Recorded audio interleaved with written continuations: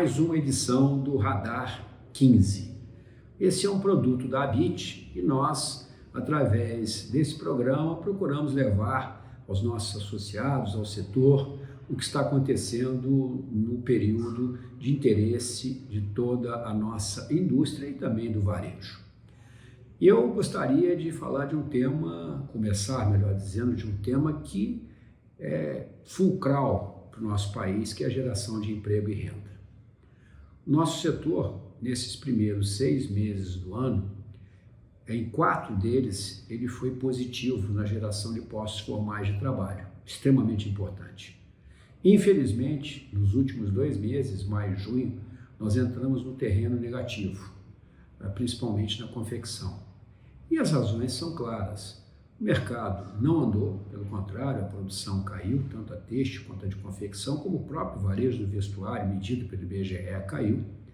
Houve um aumento muito grande das importações de vestuário feitas pelo método convencional, mais de 30% nesse período último, comparado com o ano passado, os primeiros 6, 7 meses, assim como em 12 meses. E também temos uma concorrência enorme das plataformas asiáticas, que pelo menos até esse momento estão isentas do pagamento do imposto de importação, ou melhor, de faturar o imposto de importação para os seus clientes em compras até de $50.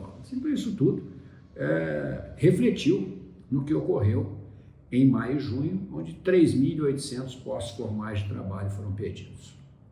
Isso é muito grave, porque nosso setor é um grande empregador, principalmente pelo lado da confecção, e nós estamos sofrendo uma concorrência desleal, uma concorrência principalmente dessas plataformas que não pagam os impostos que nós temos que pagar aqui dentro. E isso tem sido objeto de uma ação intensa na nossa entidade, junto com outras, a Bicalçados, IDV, CNI, enfim, lutando para que nós tenhamos uma isonomia tributária. Não é possível que nós paguemos os devidos impostos e aqueles que fabricam fora do Brasil não sejam obrigados a pagar aquilo que nós pagamos. Essas importações, nós temos feito uma análise muito crítica das mesmas, tendo em vista que a importação convencional teve essa elevação tão grande como eu falei, mas o varejo caiu quase 10% no primeiro semestre desse ano comparado com o primeiro semestre do ano passado. Quer dizer, é incoerente, é incongruente.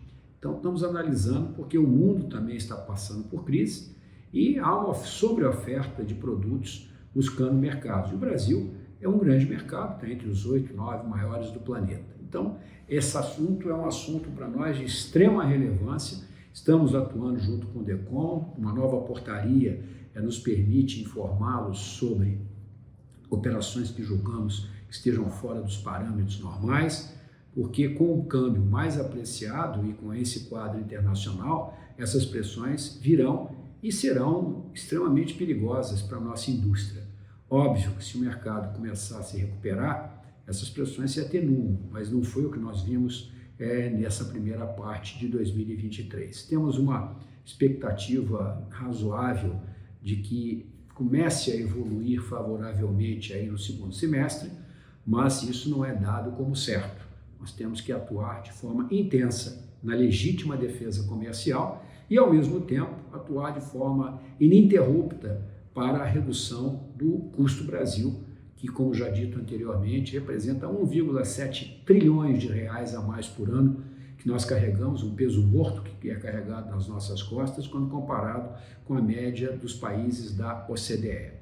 E por falar em custos e por falar em emprego, nós também estamos atuando fortemente para que o projeto do senador Efraim, que chegou agora na Câmara, estendendo até 2027, a possibilidade do setor pagar a contribuição patronal à Previdência através do faturamento ou pela folha, a critério da empresa, ele seja aprovado na Câmara e não seja vetado no Executivo. É uma batalha dura, porque a despeito de muitas informações de que o Executivo enviará um projeto até o final do ano tratando da questão do custo do trabalho, principalmente, tratando de todas essas despesas que envolvem o trabalho, e entre elas a contribuição patronal à Previdência, há nesse momento uma certa oposição do Executivo com relação a essa medida ser estendida até 2027. Então, nós teremos um trabalho intenso junto ao Legislativo, Câmara dos Deputados, e, obviamente, também junto ao Executivo, mostrando que nós temos, sim, interesse numa política mais abrangente no âmbito da redução do custo do emprego no Brasil, mas que não faria o menor sentido você eliminar a política ora vigente para 17 setores, incluindo o nosso setor, que é pioneiro desde 2011. Nós temos essa possibilidade de pagar a contribuição patronal à Previdência via faturamento ou via folha, e essa política mostra-se, inclusive, adequada para que novas formas de financiar a Previdência sejam testadas. O mundo do trabalho está mudando, uma série de profissões está deixando de ser fixa, passa a ser uma profissão variável, o trabalho gig, mas no caso nosso, da fábrica, é necessária a presença da pessoa, é necessária a inteligência, a digitalização, tudo isso ajuda na produtividade, na competitividade, mas na costura, uma máquina, uma pessoa. Portanto, para nós isso é extremamente relevante, e o último número que nós temos oficial, mais de 1.000 empresas do nosso setor vinham ou vêm pagando a contribuição patronal à Previdência via faturamento e não via folha. Então, temos agora a deputada Anne do Rio Grande do Sul com o relato desse projeto que chegou na Câmara. Ela já distribuiu o seu parecer e nós estamos correndo contra o tempo para que ele entre em votação, porque a última vez que nós fizemos essa prorrogação, isso ocorreu quase na virada de 31 para 1º do ano subsequente. Foi um estresse enorme.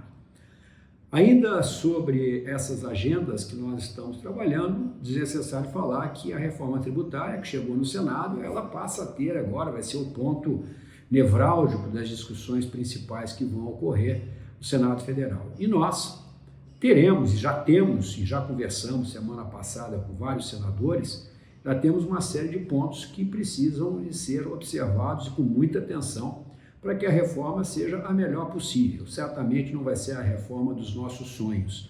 Isso, infelizmente, eu tenho que confessar. Mas pontos de atenção, como, por exemplo, muita coisa ficando para a lei complementar, que tem um outro quórum.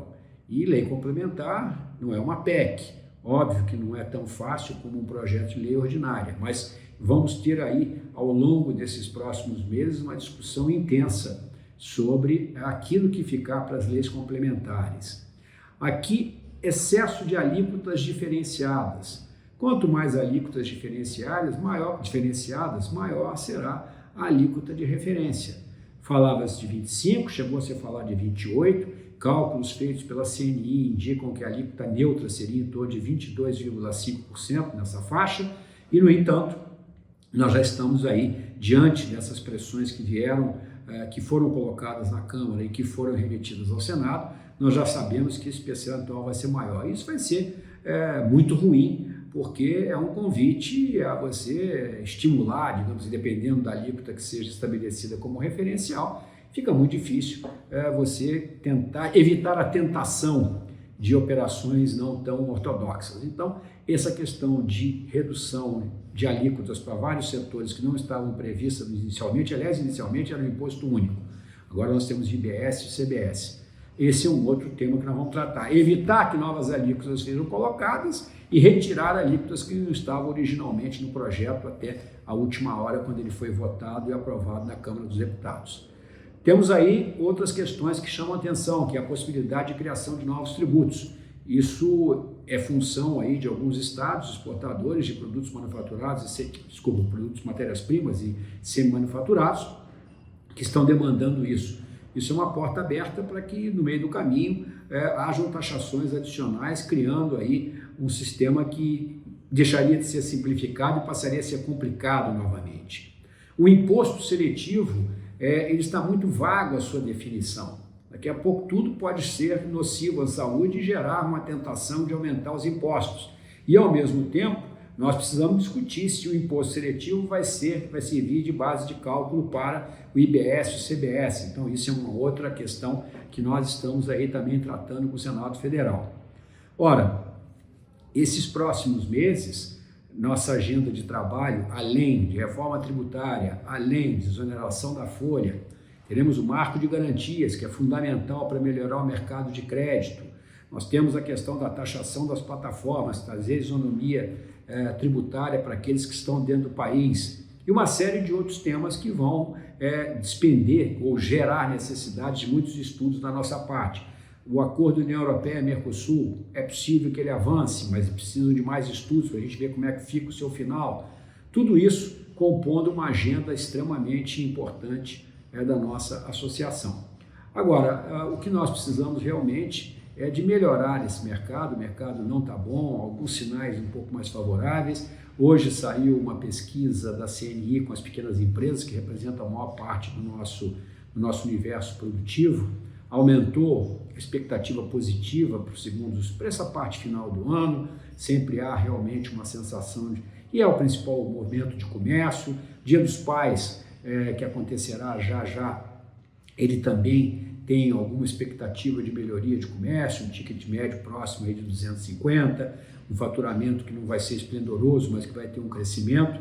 Tudo isso, digamos assim, compõe um quadro um pouco melhor para o segundo semestre. No entanto, a verdade é que até agora nós sofremos muito com queda da produção e temos que observar se esses movimentos de importação que estão acontecendo, qual tem sido o impacto para essa queda de produção, porque crescer mais de 30% a importação convencional, fora o que vem pelas plataformas, no mercado consumidor que ficou menor. Isso é uma pressão estrangulante para a indústria brasileira. Então, contem conosco, nós vamos seguir com essa agenda, estamos à disposição para atender a todos que nos procurarem, e a BIT continuará na sua missão de promover o melhor ambiente de negócio possível para os nossos industriais, para os nossos comerciantes, enfim, para toda a nossa rede de produção, temas que nós também iremos discutir no nosso congresso ABIT, que ocorrerá 8 e 9 de novembro em Florianópolis, com o título Redes, Conexões e Fronteiras, onde a gente vai tratar de todas essas relações entre essa cadeia, essa rede de valor tão grande e que tão importante para o Brasil, não só pela geração de riqueza, mas para a geração de postos de trabalho e, com isso, trazer renda e dignidade para a população do nosso país. Não há programa social mais importante do que o emprego. Então, obrigado pela atenção e até uma próxima oportunidade.